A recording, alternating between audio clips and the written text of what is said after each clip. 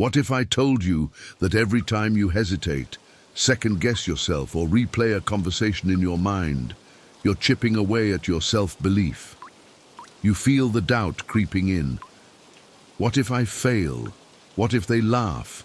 What if I'm not good enough? That relentless loop of what if is overthinking, and it's crushing your confidence from the inside out. You wake up with good intentions. Today, you'll speak up, take action, follow through. But before you even get out of bed, your mind runs 10 scenarios of what could go wrong. By the time you reach your desk, you're paralyzed by possibilities. You check your phone, reread that email draft, delete half your words, rewrite the rest, and still you don't hit send. Every decision becomes a mental marathon. Overthinking tricks you into believing that more thought equals better results. In reality, it hijacks your power to act. Here's the truth. Confidence is built through action, not analysis. Every moment you spend dissecting choices is a moment you could have spent learning, growing, succeeding. When you overthink, you inflate risks, magnify flaws, and shrink your vision of what's possible. You focus on the 1% chance of embarrassment instead of the 99% chance of progress. You let imaginary obstacles outweigh real opportunities. Think about the last time you felt truly confident. Maybe it was a small win, a presentation that went well, a conversation where you spoke your mind, a project you completed on time. Notice what those moments had in common. You made a choice, committed, and moved forward. You didn't wait for perfect conditions. You stepped into uncertainty and discovered you were more capable than you imagined. Overthinking murders that momentum. It's like standing at the top of a diving board, analyzing the physics of water entry so much that you never jump. Meanwhile, everyone else is already in the pool, having fun, getting stronger, improving with each dive. You remain frozen, convictions slipping away with every passing second. So how do you break free? First, recognize the pattern. Catch yourself in the loop of endless what-ifs. Notice the physical signs: tight chest, racing heart, sweaty palms, and the mental signs.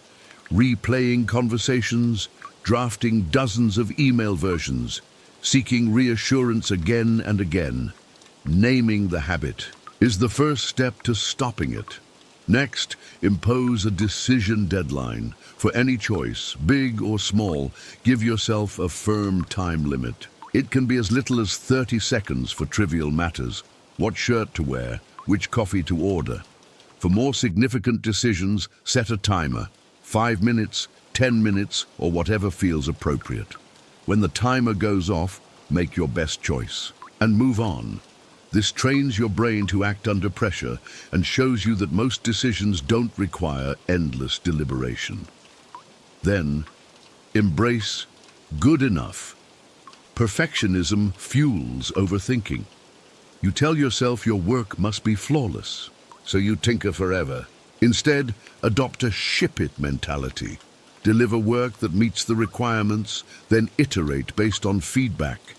You'll learn faster, adjust more effectively, and build confidence through real-world validation, not imagined critiques. Use small experiments to weaken overthinking's hold.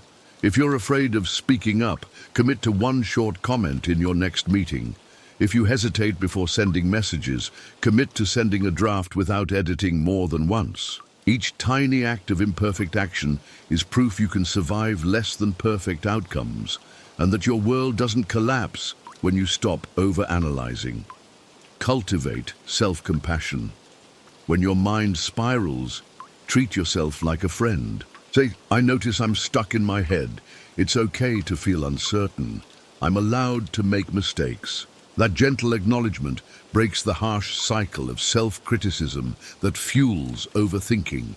With practice, you'll replace "what if I mess up" with "what can I learn if I try?" Practice mindfulness to anchor yourself in the present. Overthinking lives in the future. What will happen if, or the past? What if I had? Mindfulness brings you back to right now, the sound of your breath, the sensation of your feet on the floor, the simple fact that this moment is safe. Even a minute of focused breathing can interrupt a spiral of thoughts and restore your clarity. Build an action ritual. Choose a cue, maybe finishing your morning coffee or closing your laptop, and pair it with an action you've been avoiding. The ritual might be sending that email, making that call, or writing the first sentence of a project. Rituals bypass the overthinking mind by creating an automatic trigger for action. Surround yourself with doers. Confidence is contagious. Spend time with people who take risks, launch ideas, and embrace failure as feedback. Their energy will remind you that action is valued over analysis. You'll see that mistakes aren't catastrophes, they're stepping stones. Finally, track your wins. Keep a simple log: date, action taken, outcome. Review it weekly. You'll begin to see a pattern. The more you act, the more your confidence grows. You'll have tangible proof that making decisions, imperfect, messy, human decisions, leads to progress.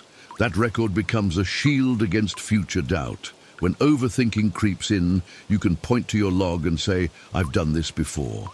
I can do it again." Overthinking isn't a sign of intelligence or care.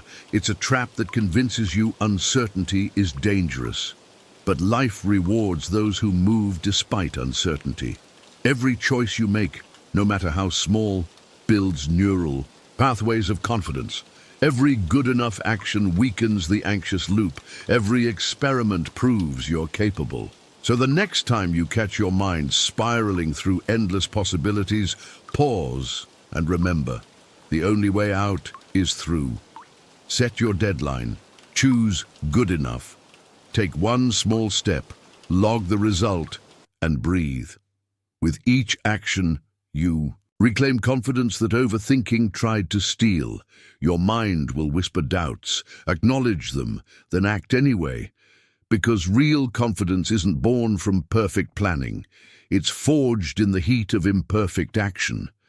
And that's how you break free from overthinking and start living with the unshakable belief that you can handle whatever comes next.